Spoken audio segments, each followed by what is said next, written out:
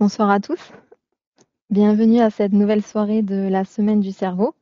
Donc, avant de donner la parole au docteur Sergent, nous voulions vous indiquer que vous avez la possibilité de poser des questions sur le petit tableau que vous avez à votre droite. Vous pouvez le réduire ou l'afficher en cliquant sur la petite flèche rouge.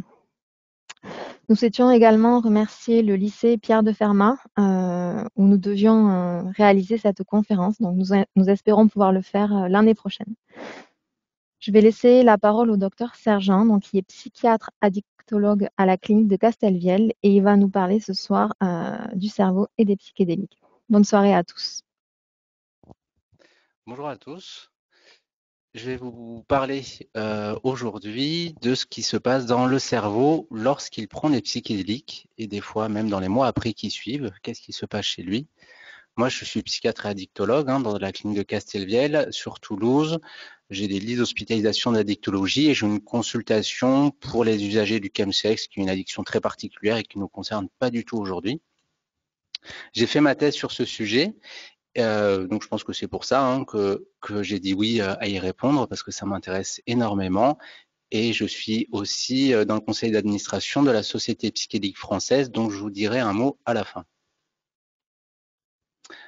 Avant de commencer, je vais un petit rappel à la loi qui nous dit que le trafic, l'incitation à l'usage et la mise sous un jour favorable d'un stupéfiant est interdit, et ce depuis les années 70 environ. Donc ce soir, malheureusement pour certains, mais je n'inciterai pas à l'usage et je ne mettrai pas ces produits sous un jour favorable.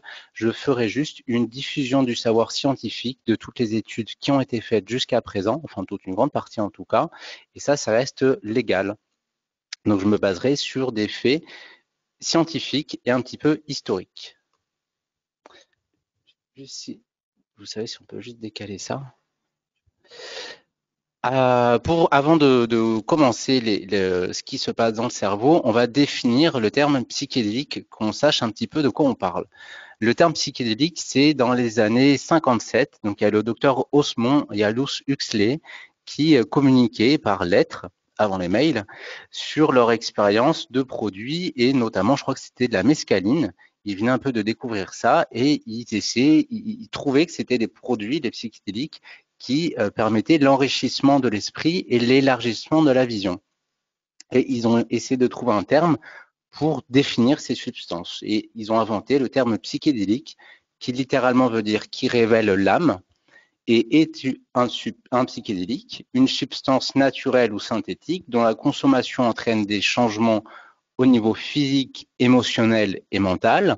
Là, c'est à peu près tous les médicaments qu'on a en psychiatrie, et même beaucoup de médicaments, même pas qu'en psychiatrie, mais la particularité, c'est que c'est des molécules qui vont pouvoir entraîner un changement spirituel, c'est-à-dire un changement sur le système de croyance que l'on a par rapport à l'âme.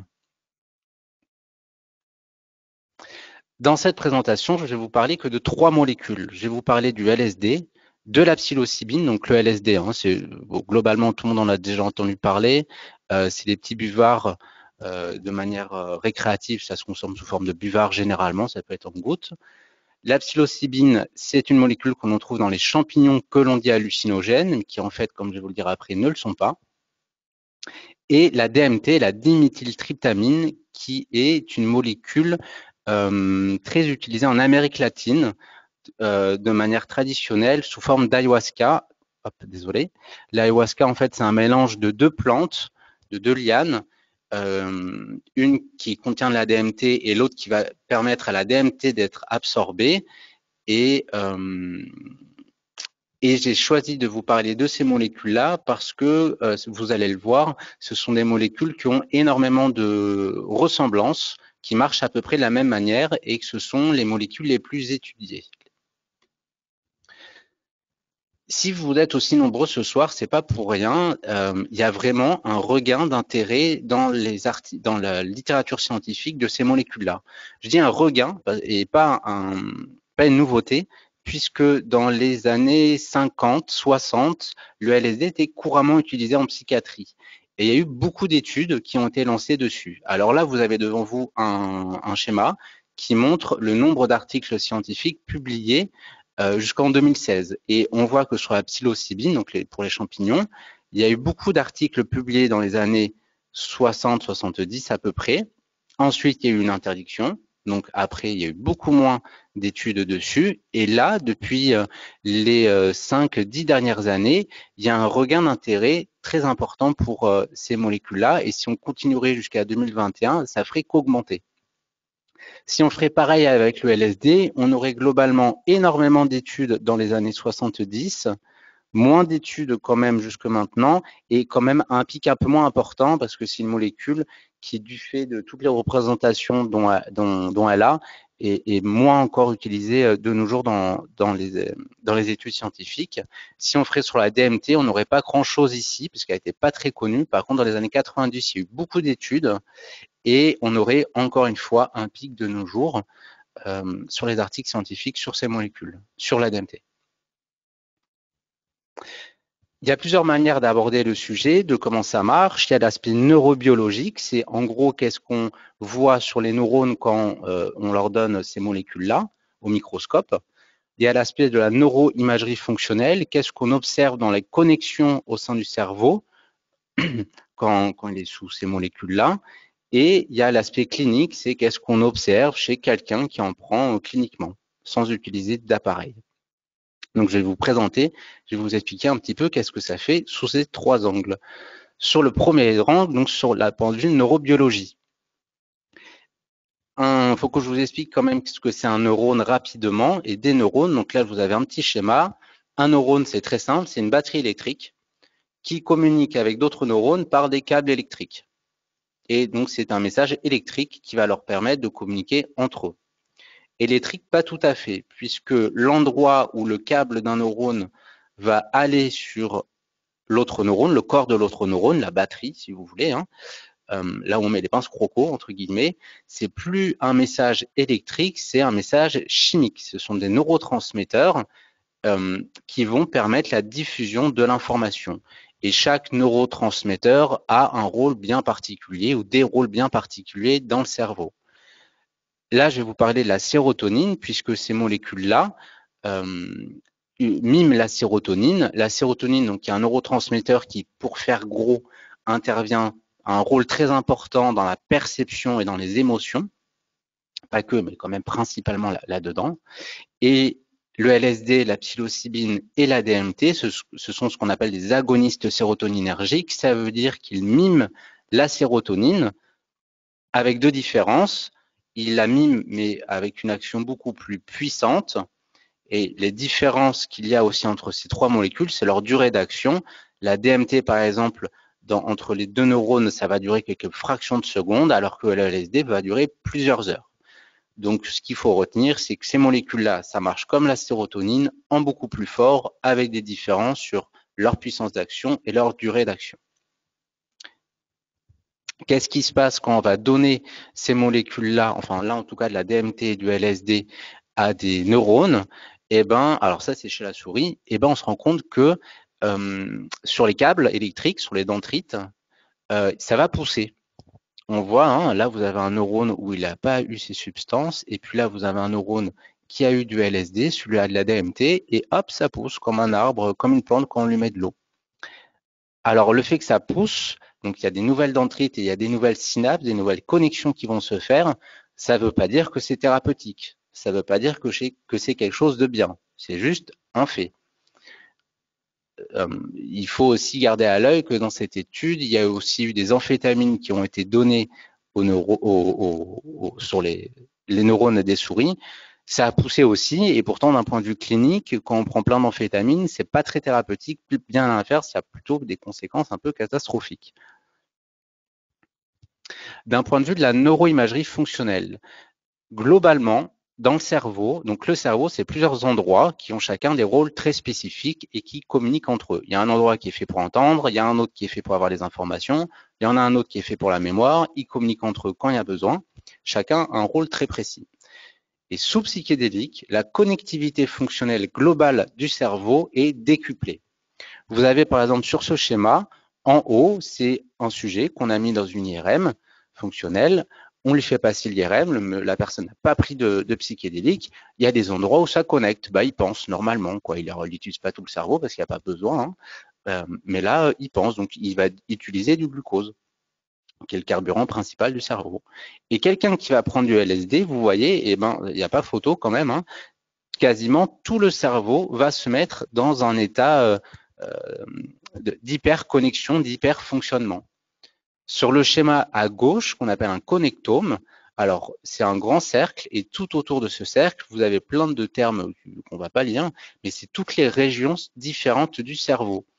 Et ça, entre chaque région, alors je vais vous en prendre une par exemple, voilà, sur le thalamus, à chaque fois qu'il y a un pont entre deux régions, il y a une communication qui se fait. Et ce schéma a été fait contre placebo avec du LSD.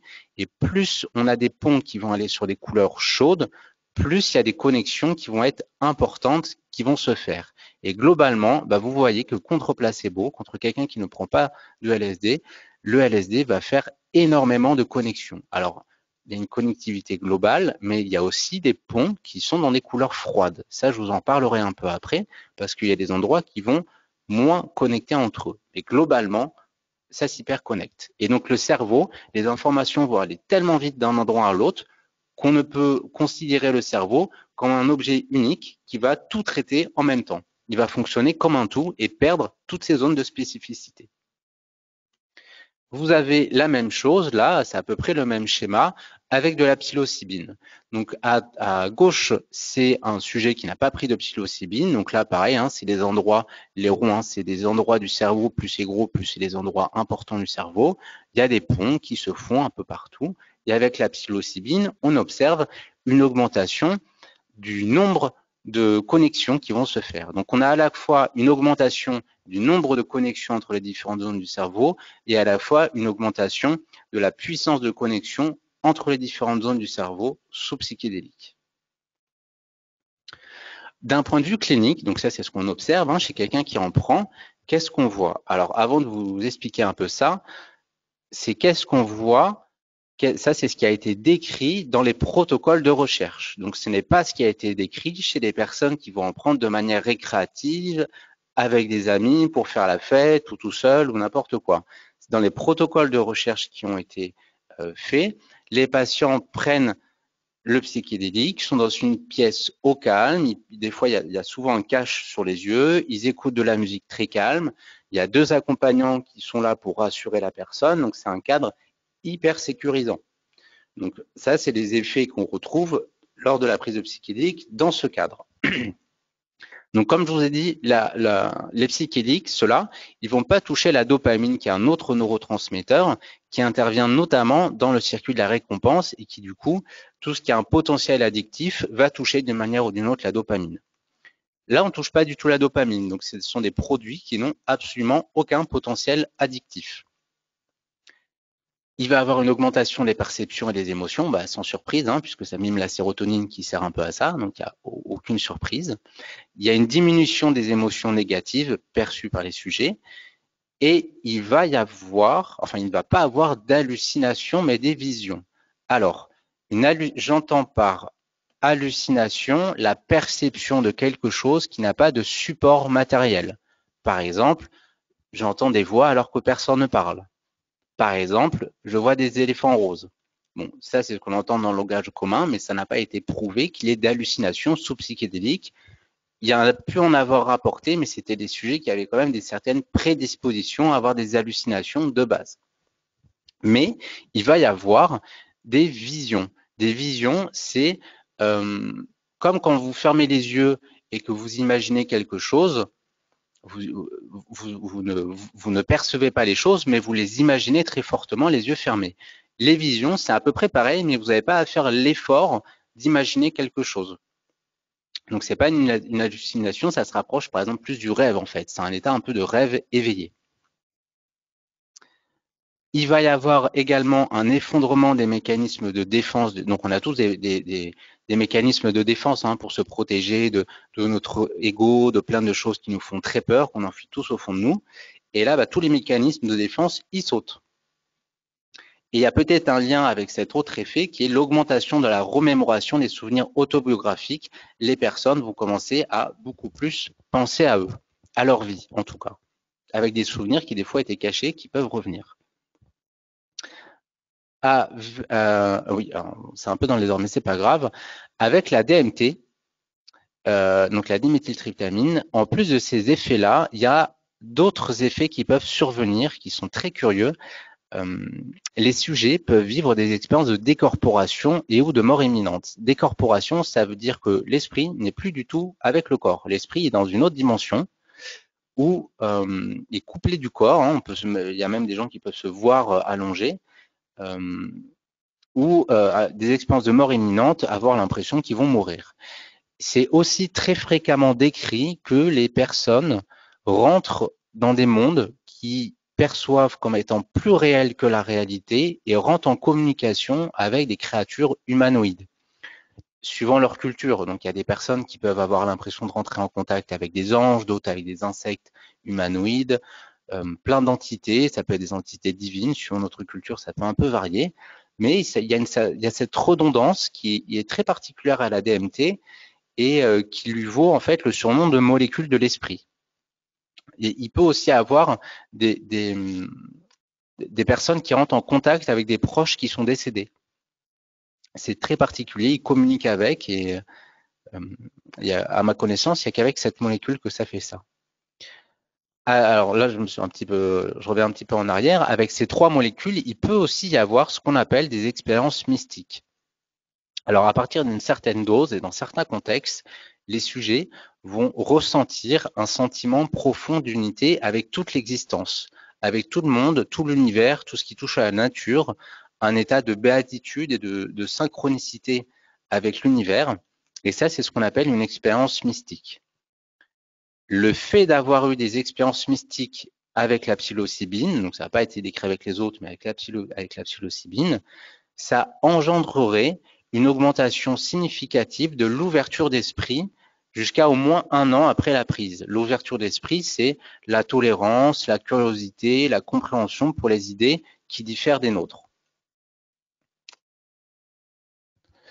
Donc ça, je vous ai parlé de ce qui se passe lors de la prise au niveau de l'esprit. Au niveau du corps, il y a des effets qu'on dit sympathomimétiques. Alors, c'est pas que c'est des effets sympas et agréables, ça n'a rien à voir. Ça veut juste dire que ça va stimuler le système nerveux qui sert un petit peu à se booster. Donc, ça peut donner des tremblements un petit peu des extrémités, des sueurs, des diarrhées parfois, des nausées, des fois des vomissements. Ça reste des symptômes légers. Il n'y a jamais eu dans les études une nécessité de médicalisation de ces symptômes. Et il n'y a jamais eu des cas de très forte mauvaise tolérance. Il n'y a pas d'overdose non plus qui sont de surdosage mortel avec ces molécules-là. Aucun n'a, à ma connaissance, été répertorié. En théorie, il faudrait des doses vraiment faramineuses de ces produits pour que ça arrive, mais pour l'instant, à ma connaissance, c'est jamais arrivé.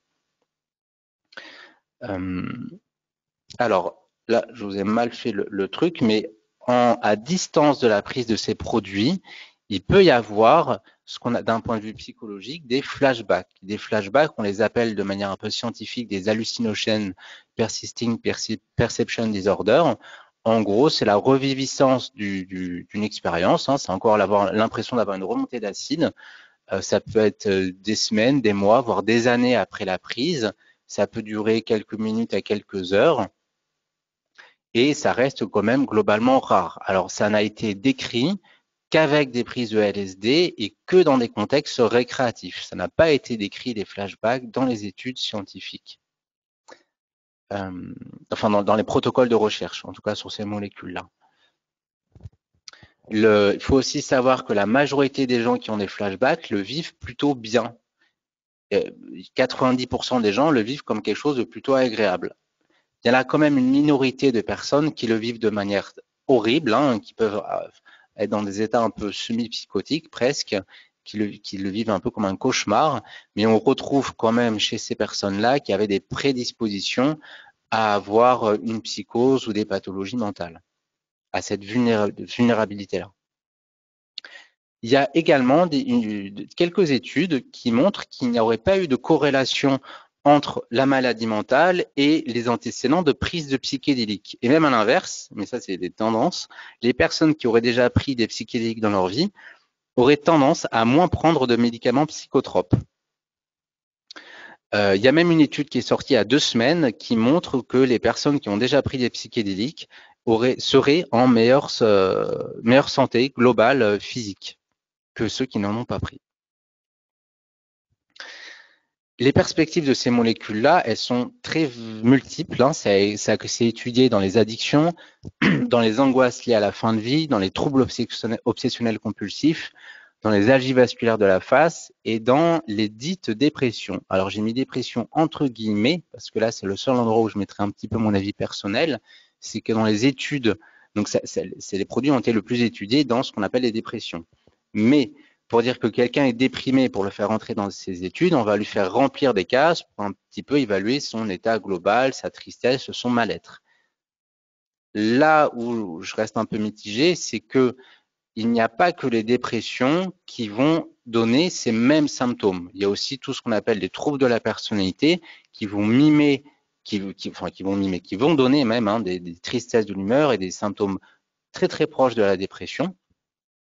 Et pourtant, c'est pas vraiment ce qu'on appelle des dépressions. Bon, c'est pas très grave puisque dans tous les cas, les essais thérapeutiques sur ces personnes-là qui répondent comme étant mal à ces questionnaires ont des résultats thérapeutiques vraiment impressionnants avec 1 à 2 prises de psychédéliques.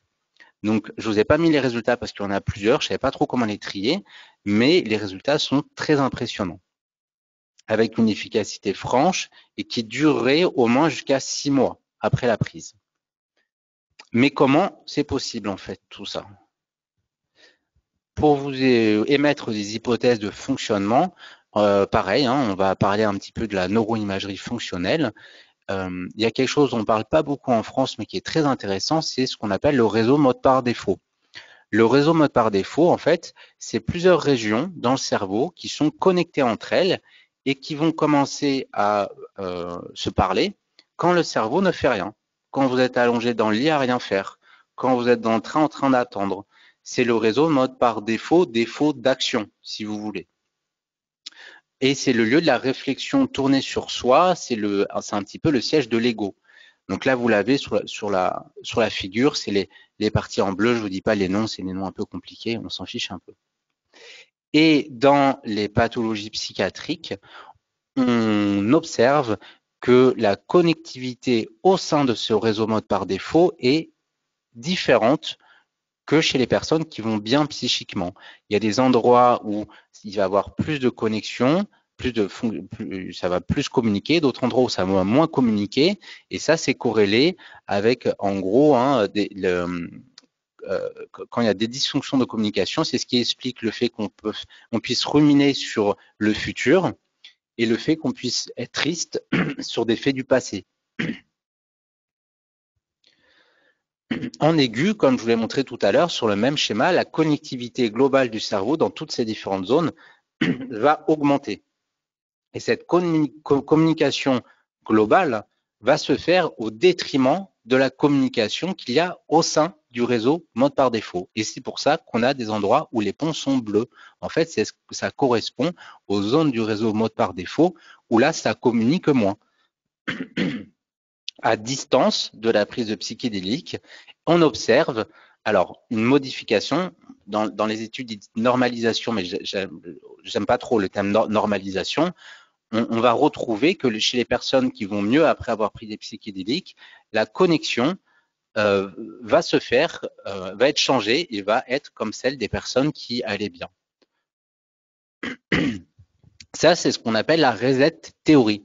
Reset théorie, c'est très simple, c'est vous êtes devant votre ordinateur, vous pétez un câble parce que ça n'avance pas, vous essayez de faire des plans B de logiciel, machin truc, ça marche pas, vous débranchez l'ordinateur, vous le rebranchez, ça marche. Bah là, c'est pareil, hein. Il y a un endroit dans le cerveau, ça communique mal, ça va pas très bien, vous prenez les psychédéliques, ça communique moins, vous débranchez, vous attendez, ça passe au rebranchement et là, ça marche. Donc ça se rapproche beaucoup des thérapies cognitivo-comportementales qui ont un petit peu le même objectif thérapeutique. D'un point de vue plus psychanalytique, eh ben, l'effondrement brutal des mécanismes de défense et le meilleur accès aux souvenirs autobiographiques va permettre d'avoir au sujet un meilleur accès à son inconscient. Ça va aussi augmenter l'association sémantique, c'est-à-dire la capacité que l'on a à faire des liens émotionnels entre les différents moments de notre vie. Et les thérapies psychédéliques vont permettre aux gens, en fait, de se reconnecter avec leurs émotions négatives. Et ça se rapproche beaucoup de la méditation. Et d'ailleurs, quand on fait passer de la neuroimagerie fonctionnelle chez les personnes qui méditent, c'est très similaire quand même, entre les psychédéliques et la méditation dans ce qui se passe dans le cerveau. Il y a plusieurs modèles d'utilisation des psychédéliques qui sont décrits. Il y en a 3 à ma connaissance. Donc, il y a les thérapies psychédéliques où là, on va donner des doses uniques, importantes de psychédéliques au sujet et on les laisse tranquilles. Et c'est ce qui est fait dans les études actuellement. On essaie juste de voir l'effet du psychédélique sur le produit, sur les patients. Il y a les thérapies psycholytiques qui étaient utilisées surtout dans les années 50-60, où là, on va donner des doses à peu près moyennes de psychédéliques et on va utiliser les psychédéliques pour faire de la psychothérapie. C'est des catalyseurs de psychothérapie. On va pouvoir faire de la thérapie cognitivo-comportementale ou de la psychanalyse, mais on intervient dans l'expérience du patient, du sujet. Et il y a aussi quelque chose qui est très à la mode en ce moment, c'est le microdosage. Le microdosage, ça consiste à prendre des quantités très petites de psychédéliques tous les jours ou un jour sur 3. Micro parce que c'est beaucoup décrit avec le LSD et que les doses, le LSD c'est un produit extrêmement fort. La dose minimum active c'est à peu près 50 microgrammes. Et donc sur le microdosage, les usagers prennent moins de 10 microgrammes à peu près par dose, tous les jours ou un jour sur 3, pour ressentir un mieux-être. Alors ça, c'est énormément décrit sur les sites d'usagers. Il y a eu une étude qui est sortie il y a 3 semaines à peu près, la première étude sur le microdosage, qui montre que, a priori, il n'y a pas d'efficacité dans la dépression sur le microdosage. C'est qu'une étude, mais a priori, il n'y a pas trop d'efficacité dessus. Mais bon. En tout cas, la conclusion de tout ça, c'est qu'on ne retrouve aucun argument médical qui soit en défaveur de l'utilisation de ces molécules-là dans la recherche. Il y a même une tendance à l'efficacité. Je dis tendance parce que toutes ces études-là ont été faites sur quelques centres dans le monde avec quelques patients.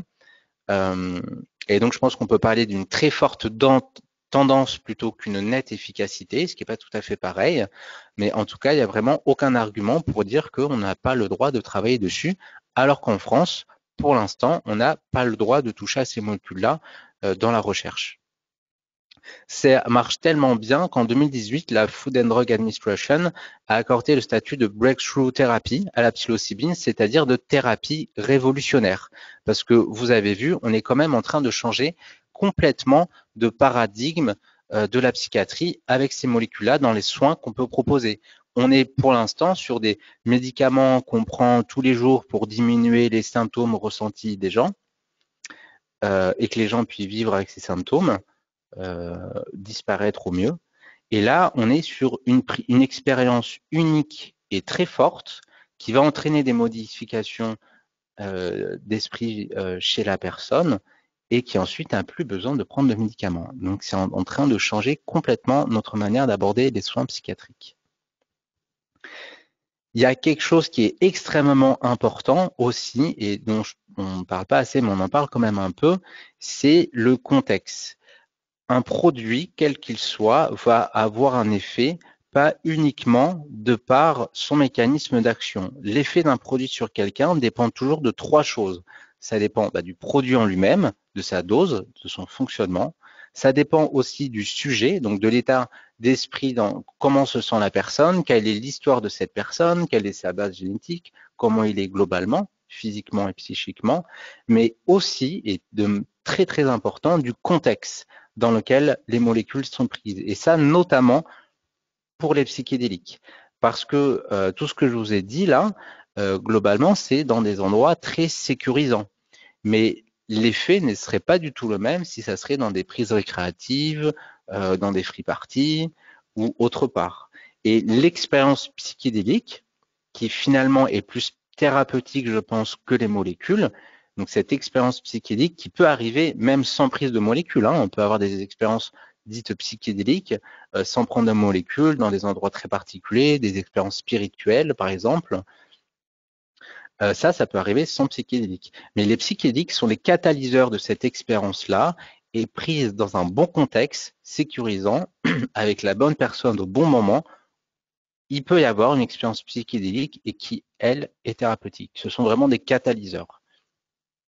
Et le contexte, on appelle ça le set and setting, c'est-à-dire le cadre dans lequel on prend ces substances et l'état d'esprit dans lequel on le prend. Et ça, c'est très important parce que de plus en plus, on a affaire à des courants de médecine, je mets médecine entre guillemets, alternatifs qui viennent d'Amérique latine dans les sociétés traditionnelles d'Amérique latine. Ça, c'est très, par exemple, sur l'ayahuasca, donc un breuvage qu'on boit, qui est bu traditionnellement en Amérique latine. Et il y a de plus en plus de centres, de courants de néo-chamanisme qui proposent des cures à l'ayahuasca et même à la psilocybine, pas qu'en Amérique latine, beaucoup dans les pays occidentaux, ça se fait partout, pas très loin il y en a.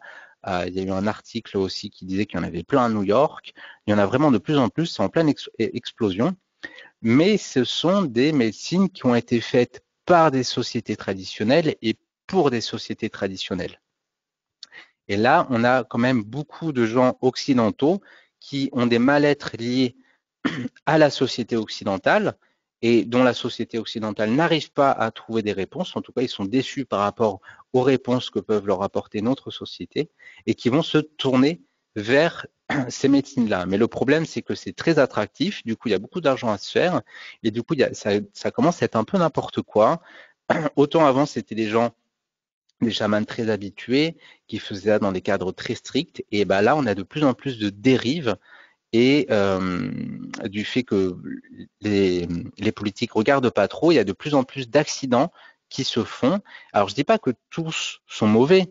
Il y en a plein qui font très bien ça, qui font dans des bons contextes, mais il y en a aussi beaucoup qui le font dans un très mauvais contexte avec de mauvaises intentions.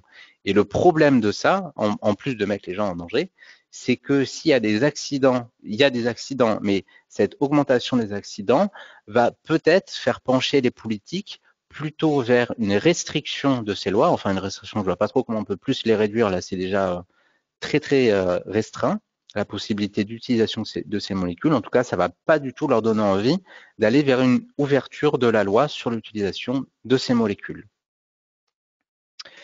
Voilà, alors j'ai parlé vraiment que du côté scientifique, neurosciences. Il y a vraiment, ce qui est génial avec les psychédéliques, c'est qu'on, quel que soit notre corps de métier, c'est hyper intéressant. On peut en parler, le côté historique est vraiment fascinant, le côté sociologique est tout aussi fascinant. Si vous voulez en savoir plus, donc il y a la Société psychédélique française, qui est une société qui a pour objectif de diffuser le savoir scientifique et culturel sur les psychédéliques. Pourquoi pas faire aussi changer la mentalité des politiques, ça serait une super chose si on y arrivait. Vous pouvez aller sur le Facebook de la Société psychédélique qui propose souvent des webinaires, qui mettent un petit peu à jour l'actualité sur ces substances-là, ou vous pouvez aller sur le site sociétépsychédélique.fr. Vous pouvez aussi faire un don, j'en profite pour le dire, qui nous permet de faire intervenir, par exemple, des gens qui sont très très à jour sur le sujet au niveau mondial et de les faire venir en France pour qu'ils fassent des webinaires. Et vous avez le prochain webinaire, je fais un peu de com, qui est sur l'autisme et les psychédéliques, puisqu'il y aurait aussi, pourquoi pas, des perspectives thérapeutiques dans l'autisme. Le prochain, c'est le 2 avril à 20h30 et vous pourrez le suivre sur YouTube. Vous retrouverez ça sur le Facebook de la Société psychédélique française. Je vous ai mis aussi quelques livres de manière non exhaustive qui m'ont marqué et que j'ai trouvé plutôt bien sur le sujet. Il y a Voyage aux confins de l'esprit de Michael Pollan, Fantastica de Stéphanie Chaillet et bien sûr LSD mon enfant terrible d'Albert Hoffman. C'est celui qui a découvert le LSD que j'aime particulièrement bien puisqu'il y a un endroit où ils mettent la notice d'utilisation du LSD puisque c'était un médicament couramment utilisé dans les années 50 à 60. Il y avait juste un coup de fil à passer au laboratoire sans dose et ils vous envoyaient plein de fioles de LSD avec une notice dans laquelle on peut retrouver que c'était pour soigner les névroses, mais aussi pour les médecins qui voulaient un petit peu s'auto-expérimenter et mieux comprendre leurs patients. Ce qu'on voit plus trop de nos jours, ce genre de proposition. Vous pouvez aussi avoir accès à ma thèse, hein, que vous tapez mon nom, prénom sur Google, hein, Samy Sergent, ça fait partie des premiers liens. Il faut juste pas regarder les fautes d'orthographe, parce que même après multiples corrections, il y en a toujours beaucoup, c'est vraiment pas mon fort. Et voilà, et donc je vous remercie à tous de m'avoir écouté, je vais répondre à vos questions. Je remercie aussi les organisateurs de la Semaine sur le cerveau, notamment Manon Pérez, qui a été mon interlocutrice pour m'aider à organiser tout ça. Merci à tous les scientifiques et les chercheurs sur les psychédéliques qui se battent pour que les choses changent et avancent, parce que ça demande un travail drastique. Mais je pense que vraiment le succès sera à la clé, en tout cas. Hein. Et un remerciement personnel à Florent Tajan qui m'a corrigé une fois de plus une de mes présentations. Hop, je vous remets sur les livres le temps de répondre aux questions. Merci beaucoup, docteur Sergent. Donc, on a eu effectivement plusieurs questions, notamment une question, vous avez commencé à y répondre, mais c'est par rapport à l'état de la recherche en France sur les psychédéliques. Quels sont les freins et quels peuvent être les leviers à envisager pour pouvoir commencer les recherches en France? L'état actuel en France, il est simple, hein, c'est que c'est interdit. Voilà, c'est très simple. Ce sont des molécules qui sont catégorisées comme stupéfiants, mais sous un certain grade de stupéfiants, dans lesquels il n'y aurait, au moment de la loi hein, de 70, ils ont dit il n'y a pas d'efficacité thérapeutique, il n'y a pas de perspective thérapeutique, c'est dangereux, du coup c'est interdit. Donc même à l'époque, hein, les études montraient l'inverse. Ce qui fait que ce sont des molécules, pour l'instant, interdites de tout usage. Mais quand même, on voit ces dernières années, notamment depuis 5 ans, sur la nouvelle génération de médecins, hein, pas que de psychiatres, et même pas que de médecins, hein, tout le monde, il y a vraiment de plus en plus de personnes que ça intéresse. Et donc, il y a un petit peu partout des gens qui proposent de la recherche, qui sont intéressés, qui font de la thèse dessus. Alors, pas des thèses où ils utilisent les molécules, mais où ils essaient de voir un petit peu ce que pensent les gens dessus. Et ça, je pense que ça va faire changer les politiques, en tout cas dans les prochaines années, je l'espère. Après, il faut vraiment qu'il y ait une mobilisation générale, faire des pétitions aussi, proposer des pétitions pour que les choses changent. Ça, c'est pour le tout public qui pourrait faire ça. Ça peut être aussi, il faudrait qu'il y ait beaucoup de médecins, des médecins publics, je pense, qui devraient se lancer dans la recherche de ça hein, pour que les choses changent. Il y a beaucoup de résistance, mais il y a beaucoup de leviers aussi. Et est-ce que la France est l'unique pays à interdire la recherche sur les psychédéliques ou bien des pays autorisent ces recherches-là?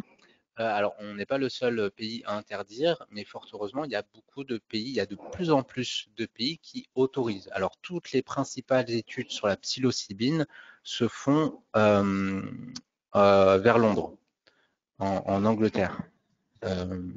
Il y a aussi des études qui se font en Amérique latine sur la DMT. Il y a aussi des études sur le LSD en Suisse, puisque c'est traditionnellement la Suisse qui l'a découvert, enfin en Suisse. Il y a aussi des recherches qui se font de plus en plus aux États-Unis, au Canada, dans certains pays de l'Est. Ça change ces dernières. Il y a 10 ans, il n'y aurait pas eu ça, mais il n'y aurait pas eu autant de choses. Mais là, ça change beaucoup ces dernières années. D'accord, très bien. Donc, on nous demande des conseils justement pour mettre en place ce type de recherche. Le conseil, c'est de tous se regrouper pour pouvoir essayer de faire avancer la possibilité de faire des Ouais. recherches avec les Tous se psychédéliques. regrouper, je pense que c'est une solution. Ça peut être tous se regrouper, ou alors s'il y a plein de gens des scientifiques qui veulent faire de la recherche dessus, qu'ils envoient des messages aux politiques et à la NSM, l'agence du médicament, pour leur faire part de leur projet, de faire des études dessus. Il faut qu'il y ait des actions fortes et multiples. D'accord. Et est-ce que vous pourriez peut-être préciser les perspectives thérapeutiques et de recherche en France sur les psychédéliques? En France, Oui, en France. les perspectives thérapeutiques, Thérapeutiques, oui. pour l'instant, Il y a des projets qui se lanceraient en addictologie et en Mhm. psychiatrie. Je peux pas vous en dire plus parce que j'en sais pas beaucoup plus. D'accord. Peut-être qu'il y en a d'autres, mais c'est tout Mhm. ce que je sais. D'accord. Alors, il y a eu plusieurs questions qui sont revenues sur la différence entre les hallucinations et les visions. Ouais, On parle notamment avec la DMT qui permet de parler aux ouais. morts. Quelle est la différence entre une hallucination, une vision et la possibilité de parler à des morts? Alors, une hallucination, vous allez percevoir quelque chose avec un de vos sens Mhm. qui n'a aucun support matériel. Vous entendez des voix alors que personne ne parle. Euh, Avec les psychédéliques, ça va donner des déformations des perceptions. Donc vous allez pouvoir voir les choses, mais différemment, avec des couleurs exacerbées, plus de détails. Il peut aussi y avoir des synesthésies, c'est-à-dire que les sens se mélangent. Vous allez pouvoir voir quelque chose que vous touchez. Mais dans tous les Mhm. cas, il y a eu un support matériel avant à ça. La perception de ça va changer drastiquement, hein, mais c'est pas vraiment des hallucinations. Moi, j'aime bien faire cette différence parce que l'hallucination, on l'utilise beaucoup en psychiatrie, dans les pathologies psychiatriques, et là, c'est vraiment pas du tout pareil. Les visions, c'est quand on ferme les yeux et qu'il y a des choses qui se passent. Il y a on peut voir des êtres, des entités qui se baladent, les yeux fermés, mais c'est comme un rêve en fait. Hein, c'est comme un rêve, mais éveillé, les yeux fermés. Et il y avait autre chose. Et avec la DMT, donc Oui, les gens rentrent dans une autre dimension physiquement. Là, je ne sais pas si on peut parler de vision, mais arrive un moment avec les psychédéliques où le vocabulaire habituel ne suffit plus à décrire ce qui se passe. Là, les sujets rentrent. Ça crée une dissociation complète entre le corps et l'esprit. En gros, vous n'êtes plus dans la réalité actuelle. Ce que vous percevez n'est même plus déformé. Votre esprit est complètement ailleurs. d'accord. Donc, du coup, on voit une petite différence entre la DMT, le LSD et les autres molécules. Voilà.